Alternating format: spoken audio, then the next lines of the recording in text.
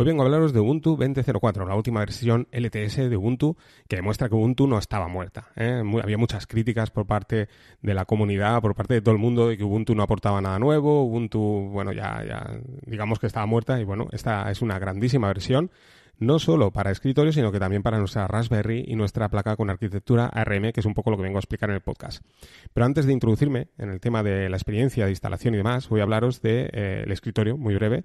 Después de escuchar a Lorenzo de la Tarea.es, bueno, que decía que Ubuntu era muy bella, pues bueno, me dispuse a posteriori, primero la probé en la Raspberry y como me gustó tanto, pues bueno, dije, voy a probarlo en escritorio. Y en una torre que tengo, pues he instalado Ubuntu y además se va a quedar ahí, tengo la Ubuntu 20.04 con el escritorio NOM, tal como viene de serie, y lo probé y bueno, a ver qué tal se veía. Y la verdad es que sí, como él comenta, se ve muy bello, se ve muy bonito porque los iconos han cambiado, ha cambiado todo.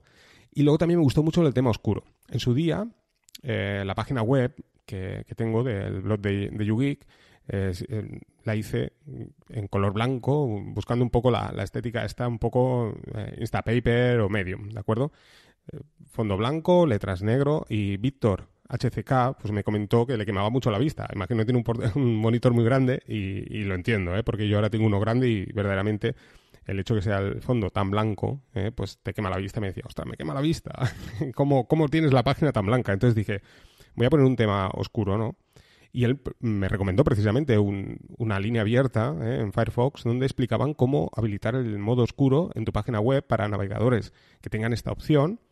O sea, yo pongo la página en blanco, como la tengo. O sea, tú te conectas desde tu teléfono móvil y verás la página en blanco. Pero si tu navegador permite el modo oscuro y lo tienes habilitado, pues verás la página en negro. Tengo que decir que tengo que mejorar los colores. Lo que pasa que, bueno, ahí queda en modo secundario. Estoy haciendo tantas cosas que, bueno, para mí, digamos, no es importante, pero no me acaba de gustar mucho los colores. Pero aún así, bueno, lo dejé en modo oscuro. Pues eso, tomando ese hilo de Firefox, habilité ese modo oscuro, que son 4 líneas en el CSS, y bueno, el habilitar el modo oscuro en Ubuntu me gustó mucho porque, por ejemplo, abrí Firefox, me conecté a la página de YouGeek a ver cómo se veía, ostras, y apareció un modo oscuro, o sea, está genial, ¿eh? Quiero decir que es un producto, digamos, totalmente acabado, ¿eh? Está Ubuntu 20.04, es un producto bien hecho y, bueno, como os comentaba, yo creo que desde Unity es la gran versión de Ubuntu. Es un producto muy bien hecho, muy bien acabado.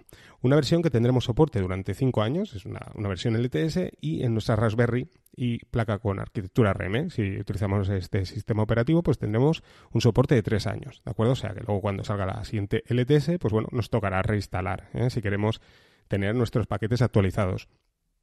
¿Vale la pena instalar la 20.04 en tu Raspberry? Hombre, pues puede ser que sí, puede ser que sí.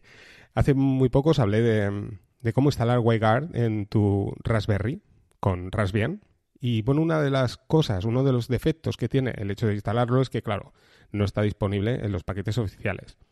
En su día, pues bueno, hay un paquete en modo testing, por así decirlo, ¿vale? Que lo podemos instalar, podemos habilitar, pero tiene que utilizar el kernel que viene cuando tú instalas Raspbian por primera vez. Si tú actualizas ese kernel, deja de funcionar WireGuard, y este es un defecto, por así decirlo, que tiene, de manera que no te permite, sí que te lo permite, pero quiero decir, no debes actualizar el kernel porque si no te dejará de funcionar WireGuard, ¿vale? Con Raspbian. Y esto es un problema, ¿de acuerdo? Claro, al aparecer la 20.04 me picó el gusanillo, no decir, ostras, sabía que WireGuard venía de serie en Ubuntu 20.04 porque, aunque viene ya incluido en el kernel de Linux a partir de la versión 5.6, Ubuntu se puso las pilas y como sabía que era una LTS de 3 años de duración, pues bueno, decidieron integrarla dentro de Ubuntu y que venía de serie. Y esto es genial. Entonces, una de las cosas que quise probar fue esta, ¿no? Dije, ostras, qué genial, ¿no? O sea, al final, pues, quemar una tarjeta SD, ponerte un Ubuntu, haces un sudo apt install WireGuard y tendría que funcionar, ¿no? Y este fue un poco el objetivo, ¿no? El inicio de todo. Así que voy a explicaros un poco mi experiencia a la hora de instalar Ubuntu. Os voy a explicar un poco, pues eso. La instalación fue súper sencilla. Os tengo que decir, es mucho más sencillo que Raspbian. Y bueno, cambia algunos pequeños detalles, pero bueno, ahora os explico. Bueno, lo primero que hice, pues, como no, es instalarme Etcher. Podía hacer un DD con terminal, pero dije, bueno, voy a hacerlo con Etcher. No me parece una mala opción, es muy sencillo, es multiplataforma, podemos utilizarlo en Windows, Linux, Mac. para Linux. Además tenemos una app Image, o sea que bastante limpio. Está desarrollado en Electron, pero bueno, es una cosa de chupa, pero bueno, es para quemar una tarjeta SD, o sea, no es una cosa que vamos a utilizar cada día. Por lo tanto, no es una mala opción. En el artículo del blog de YouGeek, pues os explico cómo hacerlo. Muy sencillo. Lo quemamos en la tarjeta y listo. Bien, ¿qué hacemos? Pues una vez tenemos quemada la tarjeta, la introducimos en la Raspberry. Yo, por ejemplo, lo que hice fue conectar esta Raspberry a un monitor y a un teclado y, claro, con el cable de red, ¿vale? Lo hice así porque no sabía si creando, como hacemos con Raspbian, ese archivo de texto plano donde no hay nada escrito, que se llama SSH, te habilita el SSH, ¿de acuerdo? Porque sí que hay dos particiones, la partición boot y la partición donde está todo el resto del sistema operativo, pero bueno, esto no es Raspbian, ¿de acuerdo? Es un poco diferente. Así que, bueno, pues lo que hice fue hacerlo de esta manera. Es probable que cuando iniciemos el primer arranque, luego pues hagamos una búsqueda dentro de nuestra red local, encontraremos nuestra Raspberry, probablemente nos conectamos vía SSH y sí que funcione, ¿de acuerdo? Pero bueno, yo esto no lo he probado. Así que lo que hice, como os digo, es conectar teclado a la vieja usanza, conectar monitor y probar. Bueno, pues empieza a arrancar el sistema operativo, empieza como a instalarse cosas, ¿de acuerdo? Tengo que deciros que esa tarjeta que lo puse en una Raspberry 3, luego la conecté a la Raspberry 4 y, bueno, funcionaba perfectamente bien el sistema operativo, pero sí que es cierto que en el proceso de instalación instala cosas del hardware de la placa, ¿de acuerdo? Así que es interesante, si tú pretendes utilizarlo en una Raspberry 4, pues no hagas como yo hice, ponerle una 3 y luego pasarla a la 4, y ahora os explicaré por qué. En el proceso de la instalación, bueno, pues se va instalando todo y llega un momento que ya te sale en la terminal, en pantalla, para que te loguees y te pide el usuario y contraseña. ¿Cuál es el usuario y contraseña? Bueno, como sabéis, en una Raspberry el usuario es Pi y la contraseña es Raspberry. Bueno, pues en este caso el usuario y contraseña es Ubuntu, ¿de acuerdo? O sea, que escribimos Ubuntu, contraseña Ubuntu y inmediatamente Ubuntu te dice... No te sugiere, sino te obliga a cambiar la contraseña. Es una cosa que está muy bien porque en Raspbian no te obligan. De manera que muchos usuarios al final dejan el usuario Pi y la contraseña Raspberry. De manera que si tú abres esa Raspberry a la red, bueno, pues si alguien consigue entrar dentro de tu Raspberry, se hará con el control total de la Raspberry. En este caso Ubuntu, bueno, pues te obliga a cambiar la contraseña. Aún así, en el artículo del blog de YouGeek os explico también cómo cambiar el usuario, que yo creo que es también más interesante, también. Pero bueno, es una medida de seguridad que está muy bien. Vamos a seguir con el tema. Luego os explico que tenéis que actualizar el sistema operativo. Yo, como os comentaba, ¿no? La primera prueba que hice, lo hice con un Ubuntu de 32 bits. Porque no os lo he dicho, pero están las dos versiones. Está la versión de 32 y de 64. O sea, genial, ¿eh? Podemos pues exprimir al máximo nuestro procesador de nuestra Raspberry 3 o 4 con arquitectura 64 bits. Esto también es una cosa muy interesante, es una gran novedad. Así que, bueno, actualicé. Primero instalé la de 32, vi que funcionaba, no había ningún paquete para actualizar, todo bien. Pero ya, pasada una semana, puse la versión de 64 y aquí sí que apareció un paquete ya para actualizar, ¿de acuerdo? Así que está muy bien, está bien el tener que actualizar el sistema operativo y dejarlo al día todo bien. Cuando inicias está muy bien porque cuando te conectas vía SSH te aparece información y aquí venía el tema de la diferencia del hardware de una Raspberry 3 con la Raspberry 4. Lo puse en la Raspberry 3 y cuando te conectas vía SSH pues te aparece información tanto de la memoria, procesador, temperatura, la memoria swap, ¿vale? Todo eso te aparece al inicio cuando te conectas vía SSH. Pues bueno, cuando lo puse en mi Raspberry 4, esa información no aparecía. Y aquí está pues lo que os comentaba, ¿no? Que imagino la diferencia esta de hardware, ¿de acuerdo?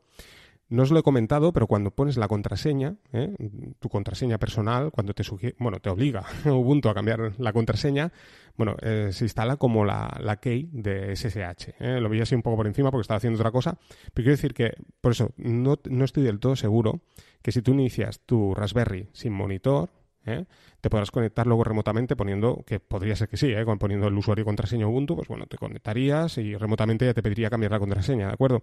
Pero ya os digo, no lo he probado. Aún así, en ese momento sí que ves que, digamos que se instala automáticamente el servidor de SSH. Esto no sucede en Raspbian, tienes que habilitarlo tú la conexión, ¿de acuerdo? Si no haces el archivo este SSH, pues tienes que entrar si recordáis con raspi-config, entrar en la configuración y habilitar el SSH. ¿De acuerdo? Bueno, pues aquí Ubuntu ya, digamos que de serie, te habilita el SSH. Esto es genial, ¿eh? Porque para gente que no tiene tantos conocimientos, oye, pues mira, ya te viene, como quien dice, hecho. Por una parte tenemos el tema de la seguridad cambiando la contraseña, por otra parte tenemos el SSH pues habilitado, ¿de acuerdo? O sea, que está muy bien.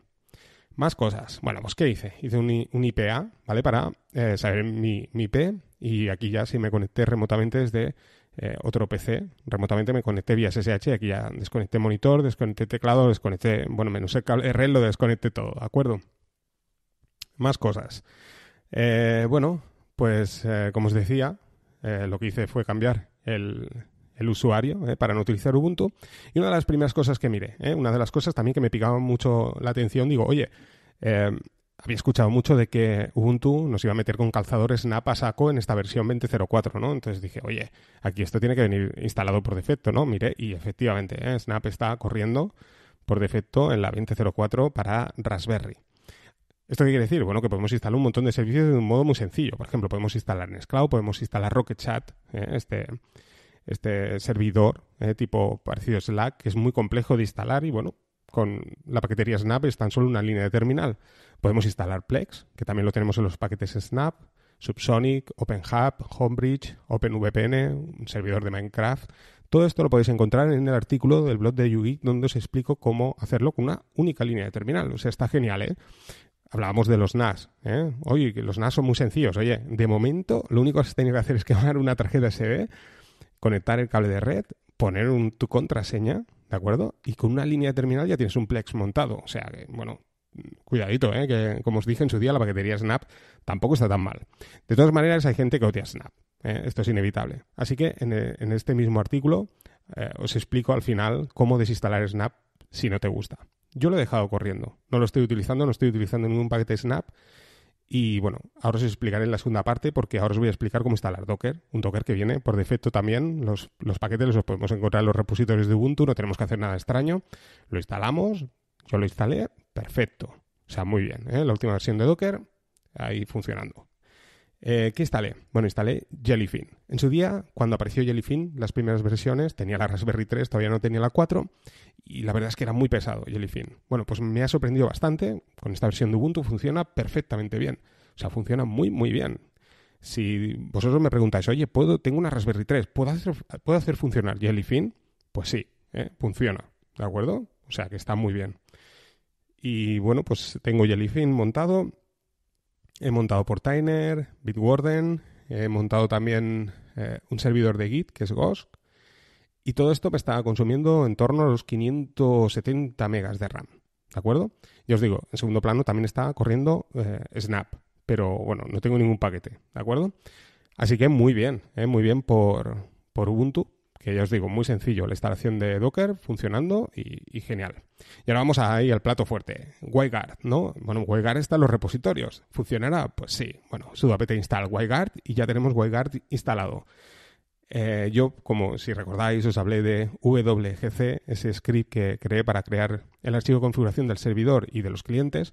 Así que bueno, pues lo puse, lo he modificado también para que funcione perfectamente bien con esta última versión de Ubuntu y bueno, pues he creado mi servidor y mi cliente de WireGuard en mi Raspberry 3 y funciona perfectamente bien. Lo he estado testeando durante una semana y genial, perfecto. Funciona muchísimo mejor que en Raspbian. En Raspbian, cuando se desconectaba, por ejemplo, si estáis bajo Wi-Fi os alejáis de la red y se desconecta y tal, luego le cuesta reconectar. Bueno, en el caso de esta versión de Ubuntu, la conexión es muy rápida y funciona fantásticamente bien. La verdad es que me ha gustado muchísimo.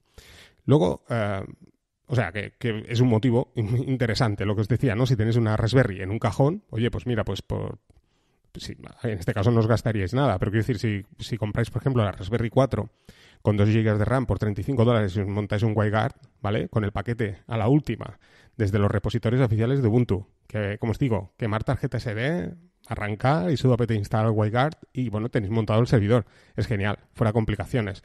Os puedo decir que he perdido mucho tiempo para instalar y he pasado mucho tiempo para poder hacer funcionar WireGuard en la Raspberry con Raspbian. Pues bueno, en este caso con Ubuntu es un motivo muy interesante para utilizar, pues esto, tener montada tu VPN de un modo muy sencillo, ¿de acuerdo? Porque como sabéis, WireGuard es mucho más rápido que OpenVPN y funciona muchísimo mejor. Así que os lo recomiendo muchísimo. Si tú lo que buscas es ponerte una VPN, pues bueno, en este caso la versión de Ubuntu es muy interesante, ¿de acuerdo? seguimos con el tema. Os explico cómo instalar el escritorio. Yo no os lo recomiendo.